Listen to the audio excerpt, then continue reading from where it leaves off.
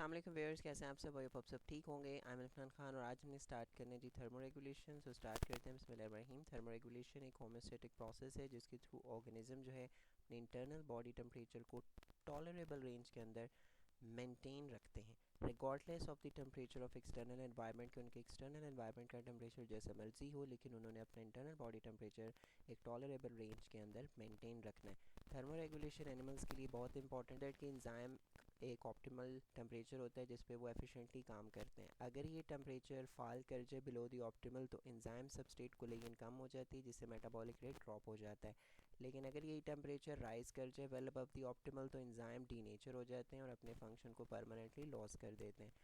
Similarly جو lipid by layer ہے cell membrane کی، وہ ٹمپریچر سینسٹیو ہوتی ہے۔ ہائی ٹمپریچر پہ سیل میمبرین لوز کر سکتی ہے اپنی سلیکٹیو پرمیبلٹی کو، لیکن اگر ٹمپریچر لو ہو جائے گا تو سیل میمبرین ریجڈ اور برٹل ہو سکتی ہے۔ اس کے بعد ہے ہیٹ سورس کی بیسس پہ اینیمل کی ٹائپس۔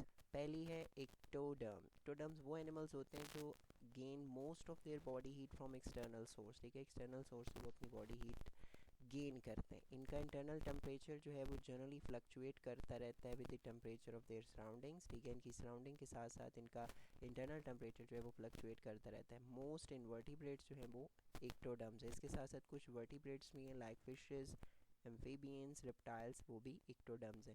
ایکٹوڈرم کے اندر جو میٹابولزم کا ریٹ ہوتا ہے وہ بہت کم ہوتا ہے۔ They can not produce enough heat to raise and maintain their body temperature.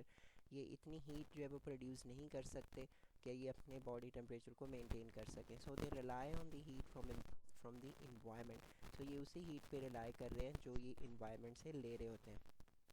ایکٹوڈرم جو ہے بیہیویئرل تھرمو ریگولیشن یوز کرتے ہیں، ٹھیک ہے۔ If there are to cold, اگر یہ زیادہ ٹھنڈے ہو جاتے ہیں، ٹھیک ہے، ان کا جسم زیادہ ٹھنڈا ہو جاتا ہے تو یہ کیا کرتے ہیں، باسک ان سن ریڈیشن اور سٹ آن دی وارم راک کنڈکشن، ٹھیک ہے، یا یہ ریڈیشن کے تھرو یا یہ کنڈکشن کے تھرو ہیٹ گین کرتے ہیں۔ If they are to hot, اگر یہ زیادہ ان کا جسم جو ہے وہ گرم ہو جاتا ہے تو یہ سیک شیڈ، ٹھیک ہے، یا یہ سائے میں چلے جاتے ہیں، یا بورو انٹو دی کول ارتھ، کول ارتھ کے اندر یہ چلے جاتے ہیں۔ ویری کولڈ کلائمیٹ کے اندر کیا ہوتا ہے کہ یہ ڈورمنٹ ہی ہو جاتے ہیں ڈیورنگ دی کولڈسٹ منتھ۔ اس کے بعد اینڈوتھرمز کی بات کرتے ہیں۔ اینڈوتھرمز generate the majority of their body heat through internal metabolism, ٹھیک ہے، اینڈو کا مطلب انسائڈ ہوتا ہے، تھم ہیٹ ہے، تو اس کا مطلب کہ ان کی باڈی کے اندر ہی ہیٹ پروڈکشن ہوتی ہے، اور وہ کس کے تھرو، انٹرنل میٹابولزم کے through. They maintain a relatively constant body temperature, ٹھیک ہے، یہ کانسٹنٹ باڈی ٹمپریچر کو مینٹین رکھتے ہیں، often higher than the environment, اور وہ بعض اوقات انوائرمنٹ سے زیادہ ہوتا ہے۔ برڈز اور میمل جو ہیں یہ اینڈوتھرمز ہیں۔ وین اٹ گیٹس کو کا جسم ٹھنڈا ہوتا ہے تو دے مے شیور، ٹھیک ہے، مسل کی کنٹریکشن ہوتی ہے، یا یہ برن کرتے ہیں براؤن ایڈیپوز ٹیشو کو فار ہیٹ پروڈکشن۔ اس کے ساتھ ساتھ موسٹ اینڈوتھرم جو ہیں ان کے پاس انسولیشن بھی ہوتی ہے ٹو ریٹین ہیٹ، جیسا کہ ہیئر ہیں، فیدرز ہیں اور فیٹ ہے۔ اس کے بعد آ جاتے ہیں جی اینیمل کی types on the basis of ability of thermo regulation. اس میں بھی دو ٹائپس ہیں، ایک ہے وکیلوتھرمز اور دوسرا ہے ہومیوتھرمز۔ وکیلوتھرمز یہ وہ اینیملز ہیں جو انیبل ہوتے ہیں to maintain their body temperature with in narrow range, ٹھیک ہے، کہ یہ وہ اینیملز ہیں جو اپنے انٹرنل باڈی ٹمپریچر کو مینٹین نہیں کر پاتے ود ان نیرو رینج۔ ان کا باڈی ٹمپریچر ویری کرتا رہتا ہے کنسیڈریبلی، یوزلی یہ میچ کرتے ہیں اپنے انوائرمنٹ کے ٹمپریچر کے ساتھ۔ جتنے بھی انورٹیبریٹس ہیں وہ سارے کیا ہیں، وکیلوتھرمز ہیں، اور ورٹیبریٹس کے اندر کچھ فشز، ایمفیبینس اور ریپٹائلس وہ بھی وکیلوتھرمز ہیں۔ اس کے بعد ہومیوتھرمز کی بات کرتے ہیں تو یہ وہ اینیملز ہیں جو مینٹین رکھتے ہیں کانسٹنٹ انٹرنل باڈی ٹمپریچر کو ریگارڈلیس آف انوائرمنٹل فلکچویشنز، کے انوائرمنٹ میں جتنی مرضی چینجز آئیں لیکن انہوں نے انٹرنل باڈی ٹمپریچر کو کانسٹنٹ رکھنا ہے۔ یہ تھرموسٹیٹ کو یوز کرتے ہیں جو کہ ہائپوتھیلمس ہے برین کے اندر، to trigger the cooling and heating process, کے جو وہ آگے کولنگ یا ہیٹنگ پروسیس کو ٹریگر کرتے ہیں۔ ایگزامپل اس کے اندر میملز اینڈ برڈز ہیں۔ فار انسٹنس لائک اگر ہیومن جو ہے وہ مینٹین کرتے ہیں انٹرنل ٹمپریچر کو at رفلی 37 degree centi grade whether they are in very cold اور in very hot environment. Humans جو ہیں چاہے وہ کولڈ انوائرمنٹ کے اندر ہیں چاہے ہاٹ انوائرمنٹ کے اندر ہیں، لیکن وہ اپنے انٹرنل باڈی ٹمپریچر کو 37 پہ مینٹین رکھتے ہیں۔ تو یہی ہمارا اگلا ٹاپک ہے، تھرمو ریگولیشن ہیومنس کے اندر کیسے ہوتی ہے۔ ہیومنس بیسیکلی اینڈوتھرمک ہومیوتھرمس ہیں، ٹھیک ہے، جیسے ہم نے اوپر یہ دونوں جو ہے وہ ڈسکس کر لی ہوئی ہیں۔ دے regulate the body temperature through negative feed back mechanism, ٹھیک ہے، کہ ہیومن جو ہے وہ باڈی ٹیمپریچر کو ریگولیٹ کرتے ہیں نیگیٹو فیڈ بیک میکانزم کے تھرو. فار ایگزامپل جو تھرمو ریسیپٹر اسکن کے اندر پریزنٹ ہیں وہ ڈیٹیکٹ کرتے ہیں کہ باڈی ٹیمپریچر انکریز ہوا ہے ریز ہوا ہے, تو they send signal to the control centre. پھر اگلا سٹیپ کیا ہوتا ہے کہ وہ سگنل کو سینڈ کرتے ہیں کنٹرول سینٹر جو کہ ہائپوتھیلمس ہے, اس کے اندر بھی تھرمو ریسیپٹرز ہوتے ہیں. پھر ہائپوتھیلمس آگے کیا کرتا ہے, سگنل بھیجتا ہے ایفیکٹرز کو جو کہ مسلز اور گلینڈس ہیں, اور پھر وہ کریکٹیو رسپانس پروڈیوس کرتے ہیں, جس میں پہلا رسپانس ہے رسپانس ٹو اوور ہیٹنگ, ٹھیک ہے, جس کا دوسرا نام ہے ہائپر تھرمیا. کہ اگر باڈی ٹیمپریچر 37 سے زیادہ ہو گیا جس کو ہائپر تھرمیا بولتے ہیں, تو کیا ہوگا, ویزو ڈائلیشن کروائی جائے گی. It is an expansion of blood capillaries, ٹھیک ہے, یہ بلڈ کیپلریز کی ایکسپینشن ہوتی ہے جو just beneath the ایپیڈرمس of skin present ہے.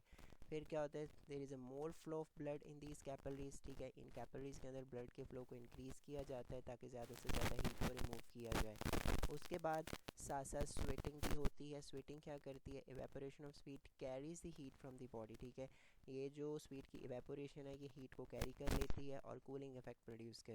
اس کے بعد یہ ہوتا ہے کہ جو تھائرائڈ گلینڈ ہے وہ تھائروکسن کی سیکریشن کو جو ہے وہ کم کر دیتا ہے, جس سے بیسل میٹابولک ریٹ جو ہے وہ کم ہو جاتا ہے. سو انٹرنل ہیٹ پروڈکشن جو ہے وہ کم ہو جاتی ہے. اس کے ساتھ ساتھ یہاں پہ لکھا ہے کہ جو تھرمو ریسیپٹرز ہیں وہ اسٹیمولیٹ کرتے ہیں higher centre of brain, so we feel warmth اور کولڈنس, ٹھیک ہے, جیسے ہمیں گرمی یا سردی محسوس ہوتی ہے, اور یہ ہمیں الاؤ کرتی ہے to take more action like taking a bath یا ٹرننگ دی فینس اور ہیٹرز آن.